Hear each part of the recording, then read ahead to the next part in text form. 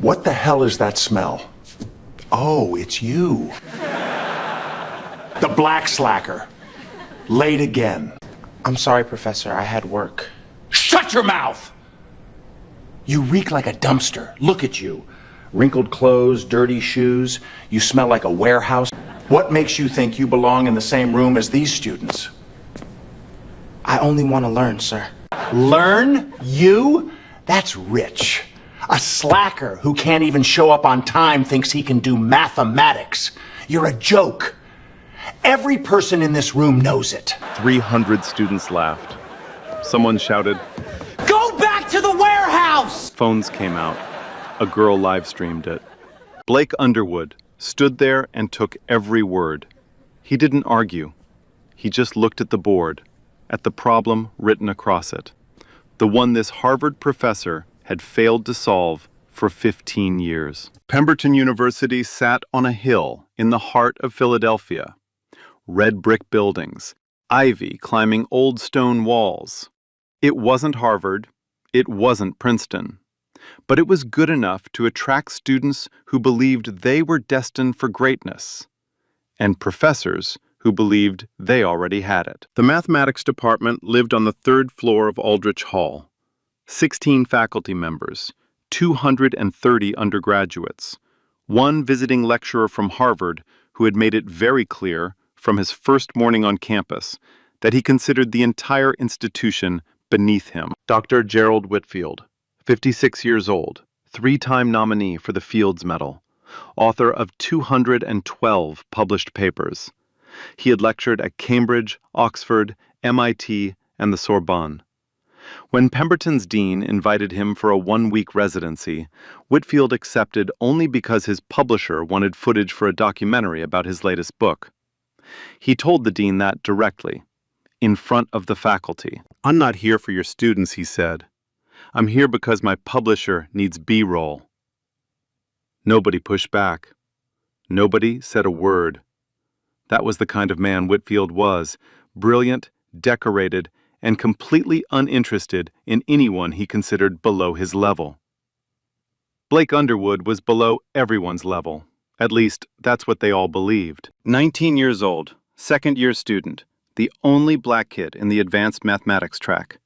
He sat in the back row when he showed up at all, which wasn't often enough for anyone to take him seriously. The other students had a name for him: Black Slacker. It started as a whisper. By October of his freshman year, people said it to his face. Blake never corrected them. He never explained. He never told anyone that he worked the night shift at a warehouse on North Broad Street. 6 hours, from 11 p.m. to 5 a.m., hauling boxes of auto parts onto loading docks. He earned $9.60 an hour. Every dollar went to tuition, rent for the studio apartment he shared with his mother, and the inhaler she needed twice a day. Ruby Underwood had cleaned office buildings for 23 years.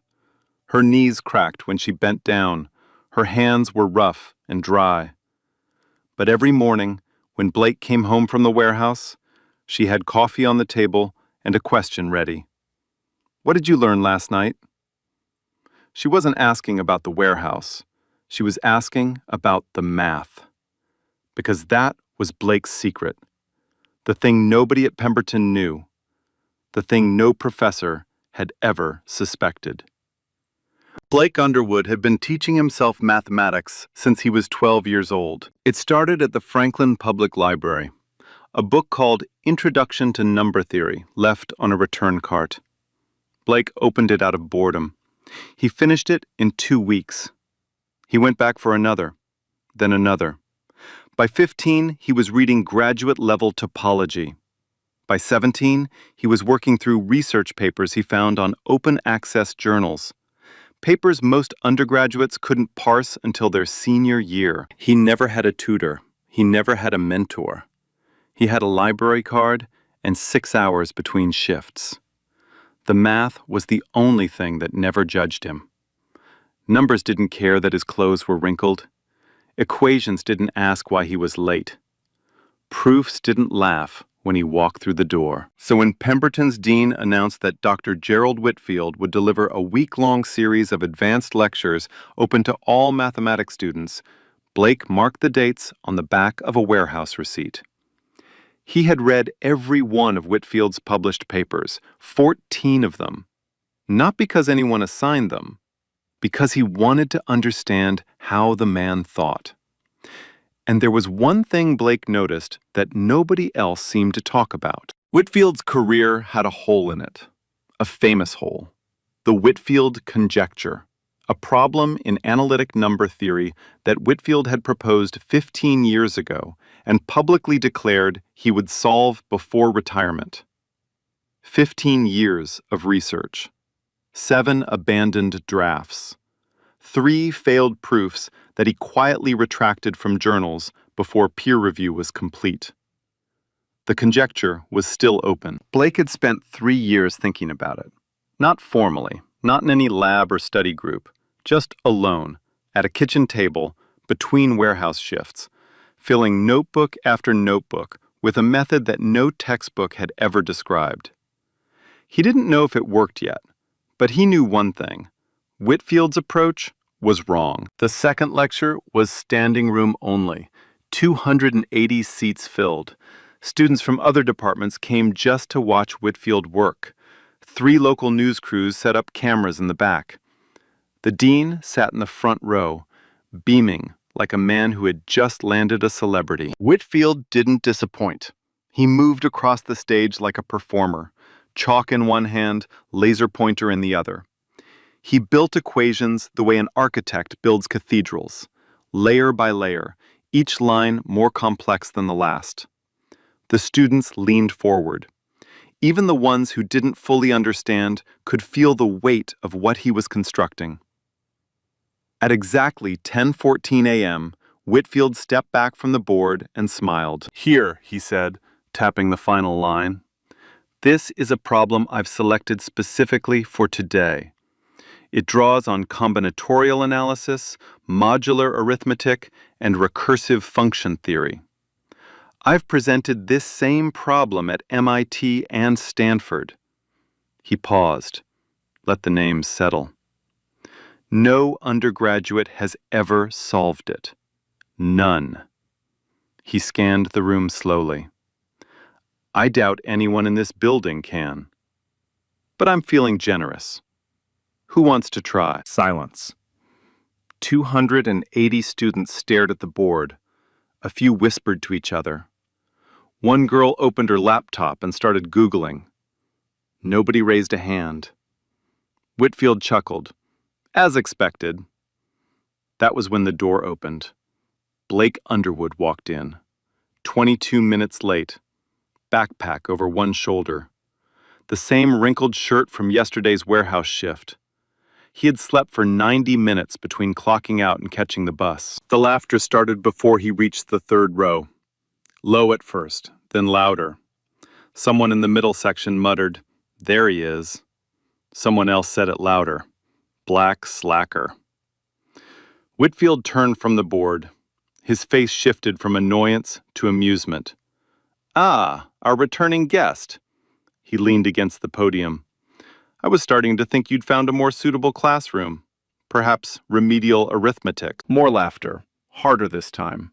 A student in the front row held up his phone, recording. Blake stopped in the aisle. He didn't sit down. He didn't look at the students. His eyes went straight to the board. The equation, the layers, the final expression Whitfield had just written. His lips moved slightly. Not speaking, counting, tracing. Whitfield noticed. His smile sharpened. "Oh, you're interested? Tell you what, since you've graced us with your presence, why don't you come up here and show us what the black slacker can do?" He held out the chalk. The room went quiet for half a second, then erupted. Laughter, clapping, someone whistling. It was a spectacle now. Entertainment. The Harvard genius offering his chalk to the kid who couldn't show up on time. Blake looked at the chalk. then at Whitfield, then at the board one more time. He walked to the front of the room. 300 people watched him take the chalk from Whitfield's hand. A few students started a slow clap. The girl with the laptop hit the live stream button. Blake turned to the board. He read the problem one more time, top to bottom. His jaw tightened. His hand came up. And then he didn't move. 5 seconds. 10 seconds. The laughter started creeping back. Whitfield folded his arms. The dean shifted in his seat. 15 seconds of silence. Blake's chalk touched the board. Blake didn't start solving. He started erasing. His left hand wiped away the third line of Whitfield's setup, the one that defined the boundary condition for the recursive sequence. The room gasped. A student in the second row whispered, "He's destroying it."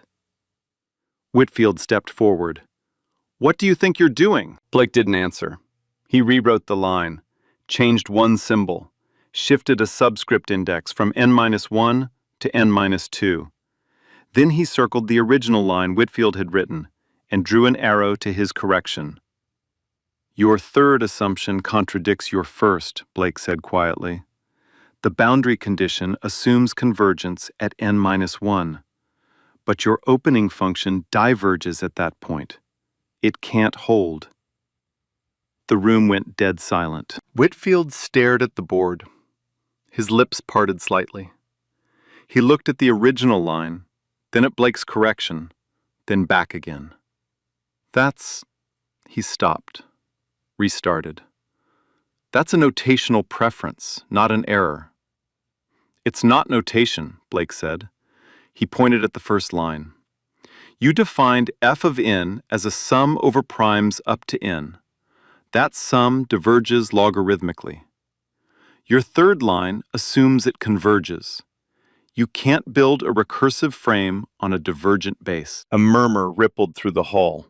Not laughter this time, confusion. Students looked at each other. A few pulled out notebooks and started checking. Whitfield's face reddened. He walked to the board and stared at the two lines for a long time. The cameras in the back were still rolling. The dean leaned forward in his seat. "This is a simplification," Whitfield said finally. "A pedagogical shortcut. The full proof accounts for—" "It doesn't," Blake said. "I've read your 2019 paper in the Annals of Mathematics. You used the same boundary condition there. Same error. The reviewers didn't catch it because the divergence only shows up past the fourth iteration." The hall erupted. Not in laughter, in noise. Chairs shifting, voices rising, phones held higher. One professor in the back row stood up to get a better look at the board. Whitfield's jaw clenched. He turned to Blake with a look that had reduced doctoral candidates to silence for 30 years. "You've read my papers," he said. "Not a question, a verdict. And you think a 19-year-old night shift worker found something my peers at Harvard missed?" "I'm not saying they missed it," Blake said. "I'm saying nobody checked." Silence again. The kind that presses against your ears. Blake turned back to the board. He picked up the chalk and began solving the corrected version of the problem. He didn't narrate. He didn't explain. He just wrote. Line after line, clean, precise, each step following the last like a chain being pulled taut. He used modular arithmetic to collapse the recursive frame into a closed-form expression. Then he applied a partition identity to simplify the sum. Then, in a move that made the professor in the back row sit down slowly, he inverted the function and solved from the endpoint backward. 4 minutes. That's how long it took. Blake set the chalk on the ledge. He stepped back. The board was covered in his handwriting, tight, small, methodical. The solution was complete. Nobody clapped. Nobody moved. 280 people stared at the board like it was written in a language they had just started to recognize. Whitfield walked to the board. He read every line. He read it again. His hand came up once, as if to point out a flaw, then dropped. Professor Helen Graves sat in the back row. She had taught at Pemberton for 14 years. She had noticed Blake his first semester, the kid who turned in problem sets that were too good for his level, but who never spoke in class, never raised his hand, never stayed after to ask questions. She had pulled his file once, saw the warehouse job, saw the mother's address, saw the GPA, a 2.4 that made no sense against the quality of his work. She had been watching him for 2 years, and right now she was writing something in her notebook, a single sentence, underlined twice. Whitfield turned away from the board. He removed his glasses, cleaned them slowly, put them back on. "A lucky observation," he said. His voice was steady, but the color hadn't left his face. "Even a broken clock is right twice a day." A few students laughed, nervous laughter, the kind that fills a silence nobody wants to sit in. Blake picked up his backpack from the floor.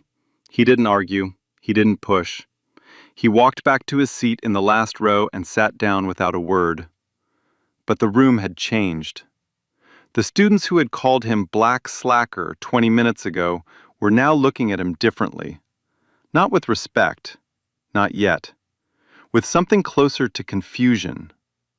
The equation of who Blake Underwood was had just been rewritten, and none of them knew how to solve it. Whitfield returned to his lecture. He spoke for another 40 minutes, but his rhythm was off.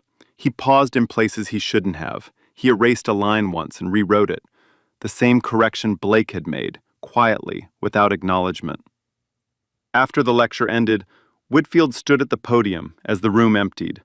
He didn't pack his notes. He didn't check his phone. He stared at the board where Blake's handwriting still covered the right side. Then he took out his own phone and made a call. "I need the entry form for the National Collegiate Mathematics Championship," he said. "Pemberton is sending a team." He hung up. Looked at the board one more time. This wasn't generosity. This was a trap. The National Collegiate Mathematics Championship was held every spring at the Boston Convention Center. 64 universities, 256 competitors, 4 rounds of elimination. The final round broadcast live on C-SPAN's education channel and streamed to 300,000 viewers online. It was where MIT proved it was MIT, where Stanford reminded the country that genius had a zip code, where Princeton students wore blazers and solved equations like they were signing autographs. Pemberton had never entered. Until now. Whitfield called the dean the same afternoon. Within 48 hours, the mathematics department had assembled a team of 4. 3 were the top-ranked students in the program. Carter Hollis, a senior with a 4.0 and a fellowship lined up at Columbia. Megan Stowe, a junior who had already co-authored a paper on algebraic geometry. And Derek Voss, a sophomore who had won the State Math Olympiad twice in high school. The 4th was Blake Underwood. None of the 3 wanted him there. "He's going to embarrass us," Carter said during their first meeting. He didn't lower his voice. Blake was sitting 2 chairs away. "He shows up late to every class. His GPA is barely above a 2.0. The only reason he's on this team is because Whitfield wants to watch him fail on a bigger stage." Megan nodded. Derek didn't say anything, but he moved his chair further from Blake's. Blake opened his notebook and started reviewing the practice problems the department had sent over. He solved the first one in 90 seconds, then the second, then the third. He didn't show anyone. The flight to Boston left on a Tuesday morning. Blake almost missed it. He had clocked out of the warehouse at 5:15 a.m. and caught the 6:40 bus to the airport. He ran through Terminal B with his backpack bouncing against his spine, boarding pass crumpled in his fist. Carter saw him come down the aisle of the plane, breathing hard, shirt untucked.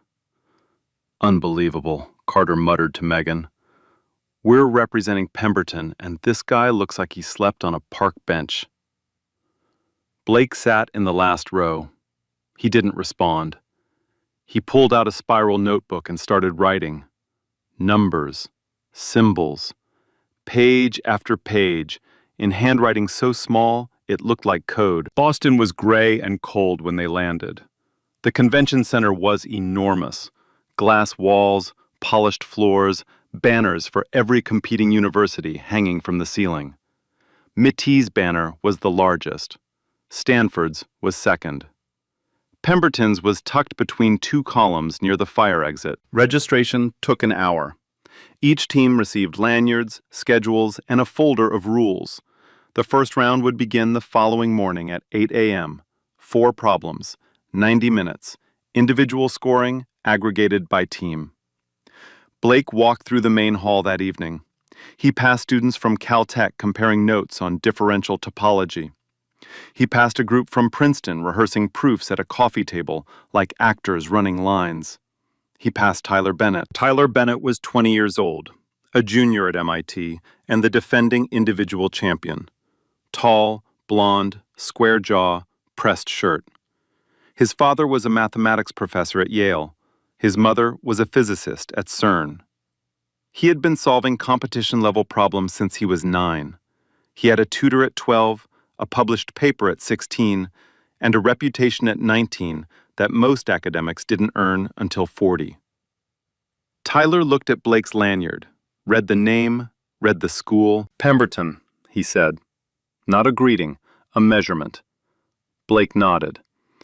Tyler studied him for a moment. The wrinkled shirt, the worn backpack, the warehouse calluses on his hands. Then he smiled the way people smile when they've already decided the outcome. Good luck, Tyler said. He didn't mean it. Round 1 started at 8 sharp.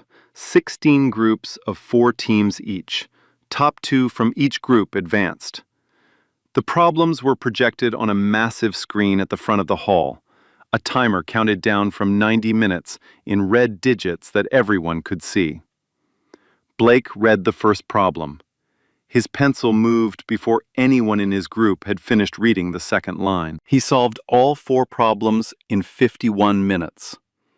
The next fastest person in his group, a girl from Johns Hopkins, finished in 73. Carter Hollis stared at Blake's answer sheet as the proctor collected them. He didn't say anything. Megan looked at Derek. Derek looked at the floor.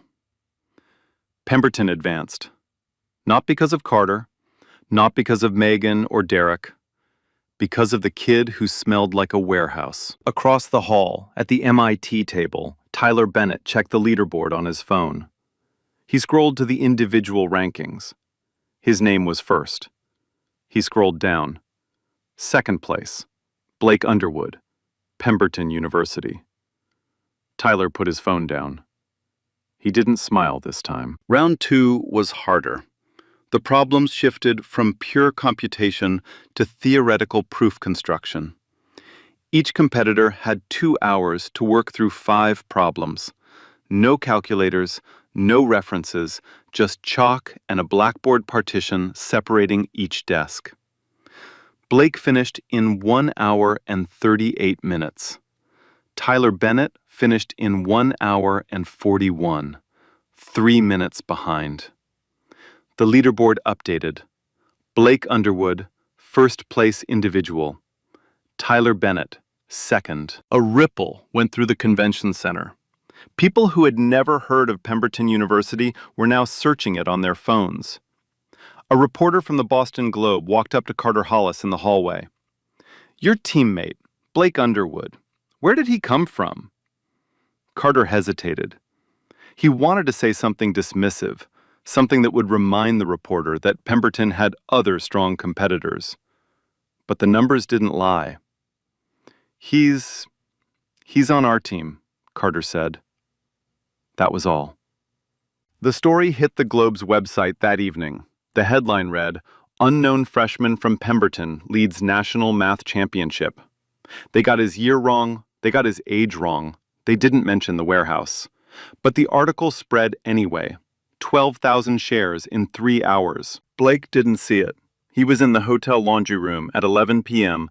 washing his only dress shirt in the sink because the machine cost $2 and he needed that $2 for breakfast. His phone sat on the dryer, screen cracked, open to a problem set he had written for himself. He dried the shirt with the hand dryer in the bathroom. Then he sat on the edge of the hotel bed, the cheapest room, shared with Derek, who had requested a room change and been denied, and opened his notebook. The notebook was thick, spiral-bound, red cover. He had been carrying it since he was 16. It contained 3 years of independent work on a single problem. Not a competition problem, not a homework assignment.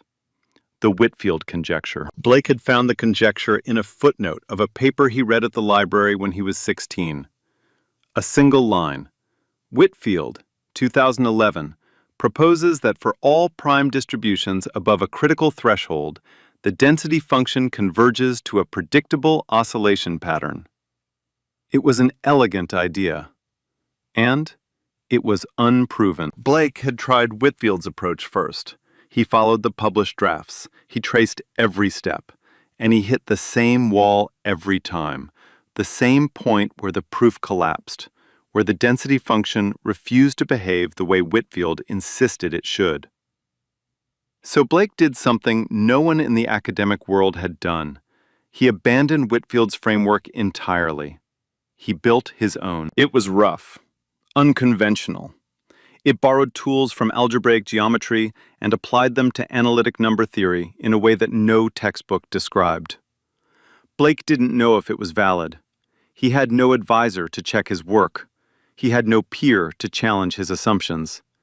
He just had the notebook and the kitchen table and the hours between midnight and dawn. 3 years, 214 pages. And he was close. He could feel it, the way a climber feels the summit. Not by seeing it, but by the thinning of the air. Round 3 arrived, semifinal. 8 teams remained. Pemberton, MIT, Stanford, Princeton, Caltech, University of Chicago, Columbia, and Georgia Tech. The problems were brutal. Abstract algebra, advanced combinatorics, a topology question that made 2 competitors from Stanford put their heads on the desk. Blake solved the topology problem in 12 minutes. He used a method nobody in the room recognized, a visual mapping technique he had developed himself, drawing shapes instead of writing symbols. The proctor walked past his desk, stopped, came back, and stared at his answer sheet for 15 seconds before moving on. Tyler Bennett solved the same problem in 29 minutes, using the standard method, the correct method, the method every textbook taught. Blake's method was faster, and it was right. But something else was happening behind the scenes. During the break between rounds, Blake sat alone in the cafeteria. He pulled out a paper napkin and started sketching. Not doodles, proofs. Dense, intricate chains of logic that spiraled across the napkin like vines. He didn't notice Tyler standing 3 tables away, watching. Tyler saw the napkin. He saw the notation. He didn't understand all of it, but he understood enough to know it wasn't competition prep. It was something bigger, something that looked like original research. Tyler took a photo with his phone. He didn't know why. Instinct, maybe. Or something darker. Back at the hotel that night, Blake called his mother. "Mom, baby, I saw the news. Someone at work showed me on their phone." "You saw it?" "I saw your name on a screen, Blake. Your name. First place." Silence on the line. Blake pressed the phone against his ear. He could hear her breathing. He could hear the television in the background, the one with the broken volume knob that only went loud or off. "I'm proud of you," Ruby said. "But you come home safe. That's all I need." Blake hung up. He sat in the dark hotel room and stared at the ceiling. Derek was asleep in the other bed, earbuds in, turned toward the wall. In the morning, Blake found a note slid under the door, handwritten, no signature. "You don't belong here. Go home." He read it twice, folded it, put it in his pocket. Then he picked up his notebook and walked to the competition hall. The semifinal results posted at noon. Pemberton, 4th place overall, advancing to the final round. Blake Underwood, 1st place individual, again. But the final round had a twist nobody expected. The championship committee announced that the final problem would be submitted by the event's honorary chair, a tradition reserved for the most distinguished mathematician in attendance. This year's honorary chair was Dr. Gerald Whitfield, and the problem he submitted was the Whitfield conjecture. Carter read the announcement on the board outside the hall. He turned to Megan. "He's trying to end this," Carter said. "Nobody can solve that. Not in 2 hours, not in 2 years. He's making sure nobody wins." Megan looked at Blake, who was standing 10 feet away, reading the same announcement. Blake's face didn't change. His hand went to his backpack, where the red notebook sat against his spine. 3 years of work, 214 pages, the method nobody had ever seen. He had been preparing for this moment without knowing it. The question was whether 3 years in a kitchen was enough to beat 15 years at Harvard. The final round was scheduled for Saturday morning. 8 competitors, the top 2 individuals from each semifinal group: Blake, Tyler, a girl from Caltech named Samantha Wells, a quiet kid from the University of Chicago named Oliver Crane, 4 others whose names would be forgotten by Monday. One problem, 2 hours. Solve it or don't. There would be no partial credit. Friday evening, the championship committee released the problem to the competitors' sealed folders to be opened at the start of the round. But the problem itself had already leaked. Not the solution, just the name. The Whitfield conjecture. Word spread through the hotel like smoke. Competitors Googled it, read the Wikipedia entry, read the 7 failed attempts, read the 15-year timeline of a brilliant man chasing a proof that kept slipping through his fingers. Every single one of them understood what Whitfield had done. He hadn't submitted a fair problem. He had submitted an impossible one. A conjecture that the best minds in analytic number theory had failed to prove. A problem that Whitfield himself, with unlimited time, unlimited resources, and the full machinery of Harvard's mathematics department, could not solve. If nobody solved it, nobody won. The championship would end in a draw. And Blake Underwood's name would appear on the record as just another competitor who reached the final round and fell short. No trophy, no headline, no proof that what happened in that lecture hall at Pemberton was anything more than a lucky day. That was the trap. Clean, elegant, and perfectly designed by a man who had spent his entire career constructing things that couldn't be broken. Tyler Bennett sat in his hotel room that night, laptop open, scrolling through Whitfield's abandoned drafts. He read all 7. He understood the wall. He closed the laptop and stared at the ceiling. "Nobody's solving this," he said to his roommate. "It's a dead end." He gave us a dead end. Samantha Wells called her advisor at Caltech. "Is this legal?" she asked. "Can they really use an open conjecture as a final problem?" "There's no rule against it," her advisor said. "It's unusual, but it's not prohibited." Oliver Crane went to bed early. He didn't bother preparing. He had read enough about the conjecture to know that preparation wouldn't help. Blake Underwood sat on the floor of his hotel room, the red notebook open on his lap. 214 pages of work that suddenly had a deadline. He turned to page 209, the last complete line of his proof, the place where he had stopped 3 weeks ago because he couldn't find the bridge.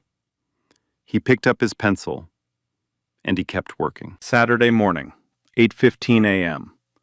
The final round hall held 2,000 seats. Every one of them was filled. Faculty from 12 universities, a film crew from PBS, 3 reporters with press badges, and in the front row, behind a table marked honorary chair, sat Dr. Gerald Whitfield. He wore a charcoal suit. His hair was combed. His expression was perfectly calm, the kind of calm that belongs to a man who has already decided how the story ends. The 8 competitors sat at individual desks on a raised stage. Each desk had a blackboard, chalk, scratch paper, and a sealed envelope. The timer above the stage read 020000 in red. A proctor stepped to the microphone. "You may open your envelopes." Paper tearing. 8 hands pulling out a single sheet. 8 pairs of eyes reading the same problem. The Whitfield conjecture, formally stated, 3 lines of notation that had haunted the mathematics world for 15 years. 40 seconds passed. Oliver Crane put his pencil down. He stared at the problem, then at the ceiling, then at the problem again. He didn't pick the pencil back up. Samantha Wells began writing immediately, fast, aggressive strokes. She was trying the standard approach, the same approach Whitfield had published in his first draft. She would hit the wall in 20 minutes. She didn't know that yet. Tyler Bennett leaned back in his chair. He read the problem 3 times. Then he started. Methodical. Careful. He was building from Whitfield's second draft, the one that got further than the first before collapsing at step 6. Blake opened the envelope. He read the problem. His heart rate didn't change. He had seen these 3 lines 1,000 times. He had dreamed about them. He picked up his chalk. He didn't start from Whitfield's framework. He started from his own. Page 1 of the red notebook. The method he had built alone, at a kitchen table, while the rest of the world slept. The first 3 steps came quickly. He wrote them in under 4 minutes, clean, confident. The notation was unusual, a hybrid of algebraic geometry and analytic number theory that would have confused most professors. But it worked. Each step locked into the next. Step 4, the bridge. The place where Blake had stopped 3 weeks ago. His chalk hovered over the board. He wrote a line, stared at it, erased it, wrote another, erased that too. The timer read 1 hour, 41 minutes, and 22 seconds. In the audience, Whitfield uncrossed his legs. He leaned forward slightly. He could see Blake's board from where he sat. He could see the erasure marks, the hesitation. He smiled. "See?" he murmured to the dean sitting beside him. "This is where brilliance ends and reality begins." Blake's hand was shaking now, not from cold, from the weight of knowing he was close, closer than anyone had ever been, and feeling the answer slip sideways every time he reached for it. He tried a third approach to the bridge, wrote 4 lines, hit a contradiction, erased everything back to step 3. The timer read 1 hour, 29 minutes, and 5 seconds. Samantha Wells had stopped writing. She sat with her arms crossed, staring at her board. Tyler Bennett was still going, but his pace had slowed. His forehead was damp. Blake closed his eyes. The hall noise faded. The cameras, the crowd, the timer, all of it dropped away. He was back at the kitchen table. 3 a.m. His mother asleep in the next room. A single lamp. The notebook open. And his own voice, 15 years old, asking a question he had never said out loud to anyone. "Mom, what if I'm not smart enough?" Ruby's voice came back to him, not from memory, from somewhere deeper. "Smart enough? Baby, you taught yourself what professors couldn't teach in 10 years. Don't you tell me about smart enough." Blake opened his eyes. He looked at step 3. He looked at the wall, and for the first time, he didn't try to go through it. He went around it. He picked up a fresh piece of chalk. He erased steps 4 through 7, and he started writing from a completely different angle, one that wasn't in the notebook, one that had just arrived, fully formed, in the space between his mother's voice and the sound of his own breathing. Blake's chalk moved like it had somewhere to be. He rewrote step 4, not as a direct extension of step 3, but as a lateral jump. Instead of pushing the density function forward through the prime distribution, he folded it. He mapped the analytic structure onto a geometric surface, a Riemann surface variant that he had sketched on a napkin in the Pemberton cafeteria 6 months ago. Nobody had ever applied this tool to the Whitfield conjecture. No textbook suggested it. No paper hinted at it. Because nobody had thought of it.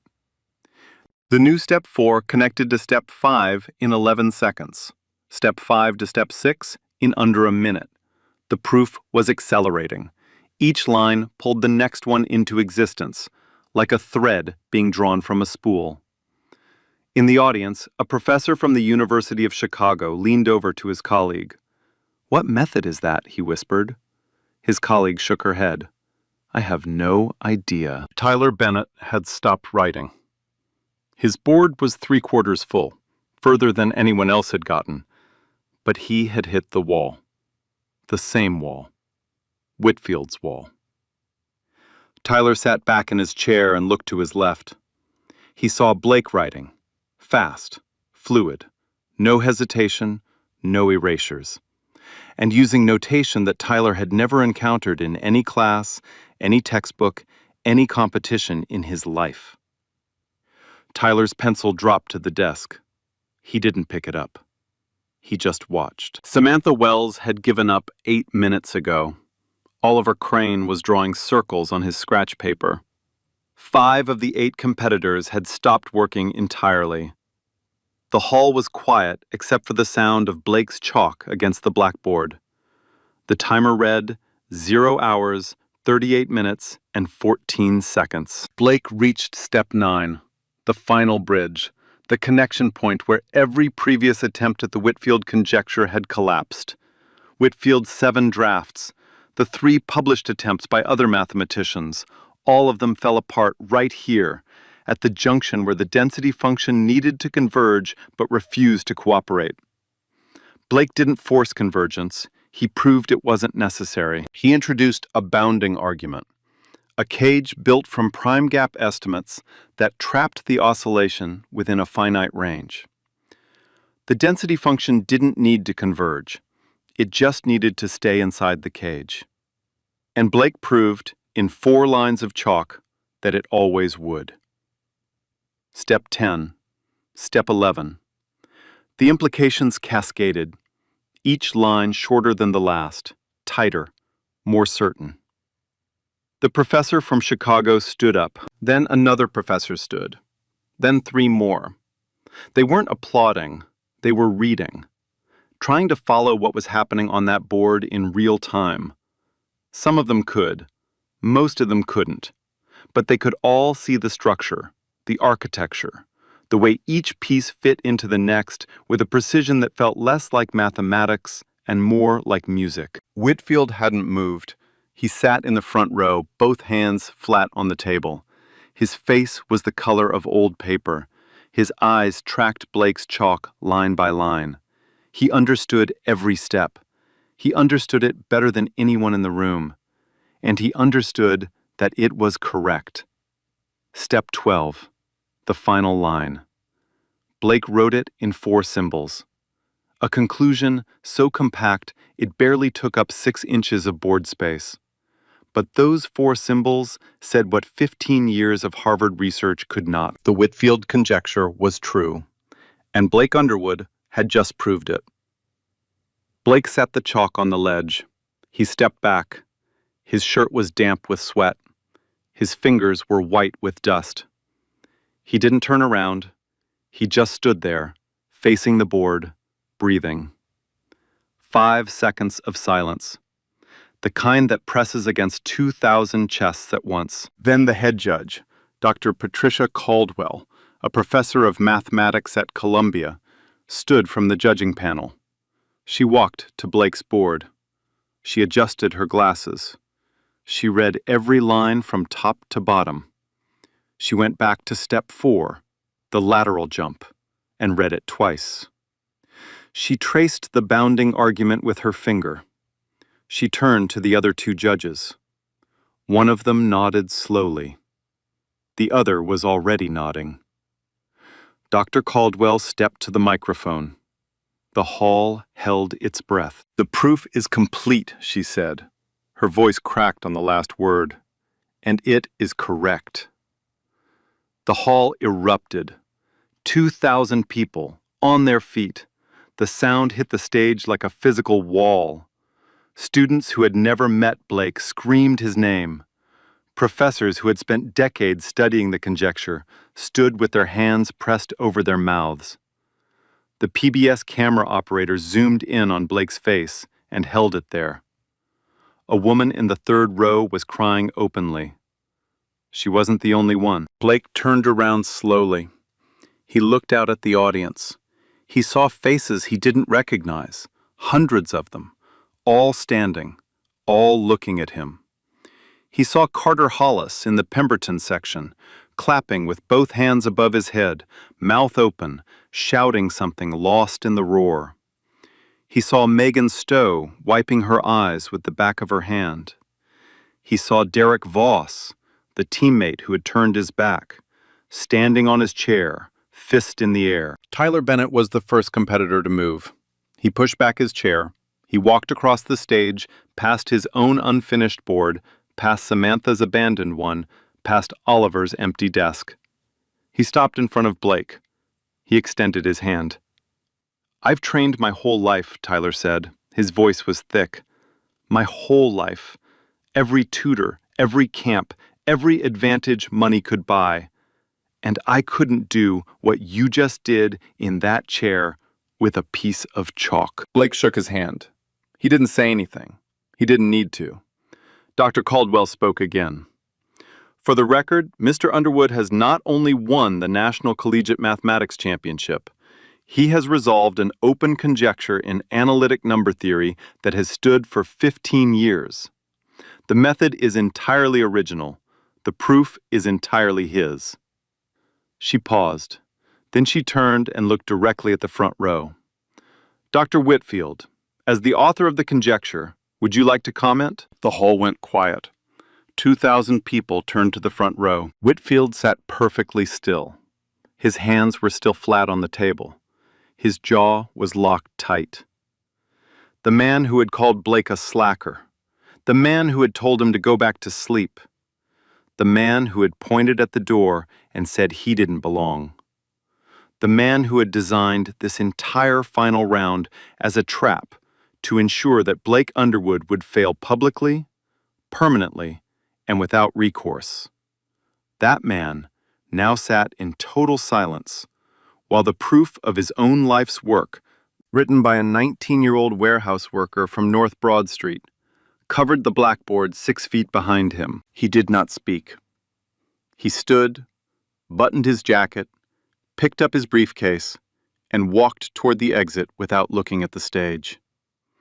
The cameras followed him every step. He didn't look back. The video hit the internet before Blake left the stage. Somebody in the audience had been recording from the moment he picked up the chalk.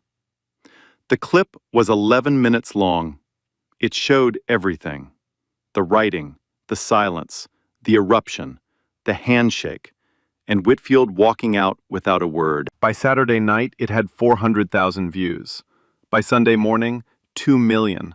By Monday, the hashtag #BlackSlacker was trending in 14 countries. But it wasn't the competition footage that broke the internet. It was what came after. A reporter from the Boston Globe, the same one who had spoken to Carter in the hallway 2 days earlier, dug into Blake's background. She called Pemberton's financial aid office. She called the warehouse on North Broad Street. She called Ruby Underwood at 7 a.m. on a Sunday. The story published Monday afternoon, front page, above the fold. The headline, "He Taught Himself, How a Warehouse Worker's Son Solved What Harvard Couldn't." The article revealed everything. The night shifts, the $9.60 wage, the studio apartment, the inhaler, the library card at 12, the red notebook, the kitchen table where Blake had built, alone and unsupervised, a mathematical framework that 300 professors with tenure and funding and graduate students and supercomputers had failed to construct. It also revealed something Blake didn't know. Professor Helen Graves had submitted Blake's proof to the Harvard Mathematics Review on Saturday night, 2 hours after the competition ended. She had been documenting his work for 2 years. She had photocopies of his problem sets. She had notes from every lecture he had attended. She had built a file that proved beyond any doubt that Blake's method was original and predated the competition. The review accepted the paper for expedited peer review. The title? A Novel Geometric Approach to the Whitfield Conjecture, the Underwood Proof. And buried at the bottom of the Globe article was one more detail. The championship committee had contacted Dr. Whitfield and requested that he sign a formal acknowledgement, a public document confirming that Blake's proof of his conjecture was valid, original, and complete. Whitfield had until Friday to respond. The whole country was watching. Whitfield signed on Thursday, 1 day before the deadline. No press conference, no public statement, just a document delivered to the championship committee with his signature at the bottom. 3 lines of text confirming that Blake Underwood's proof of the Whitfield conjecture was valid, original, and complete. The news broke within an hour. Every major network picked it up. CNN ran a banner. Harvard professor confirms 19-year-old warehouse worker solved his unsolvable problem. 2 weeks later, a journalist caught Whitfield outside a faculty building at Harvard. 1 question, 1 camera. "Dr. Whitfield, do you have anything to say about Blake Underwood?" Whitfield stopped. He didn't smile. He didn't deflect. He looked directly into the camera. "I was wrong about him," he said. "I was wrong about a lot of things." He walked away. But that clip got more views than the competition itself. 3 months passed. Blake received a full scholarship. Not from Harvard, not from MIT, but from the Institute for Advanced Study in Princeton, the same institution where Einstein once worked. They didn't offer him admission. They offered him a research position. At 19, Ruby Underwood quit her cleaning job on a Tuesday morning. She walked out of the office building she had scrubbed for 23 years, and she never went back. Blake paid off the studio apartment lease that same week. He moved his mother into a 2-bedroom near the Princeton campus, with a kitchen big enough for a real table. The red notebook sat on that table. Closed now. 214 pages. Finished. Blake spoke at the championship's annual gala that fall. He stood at the podium in a suit that fit. He looked out at an audience of mathematicians, journalists, and students. He didn't talk about Whitfield. He didn't talk about the competition. He said one thing. The numbers don't care what color you are.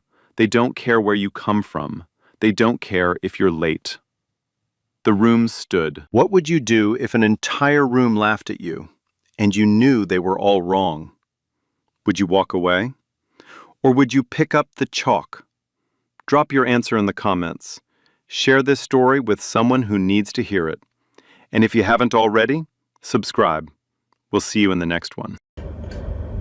15 years at Harvard, billions in research funding, and the answer came from a kitchen table and a library card. The story isn't about math, it's about who we decide gets to be brilliant.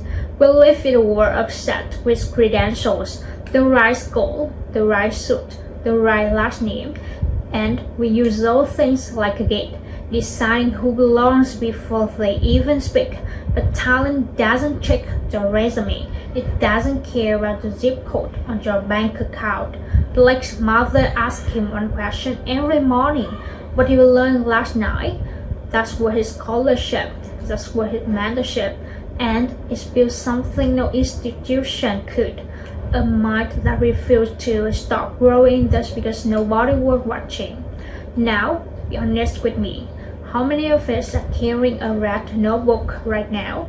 Not math, maybe a business idea, a talent, a dream you've been building in silence because the world already decided who you are. They called him a slacker. He left them because he wasn't performing for an audience. He was preparing for a moment.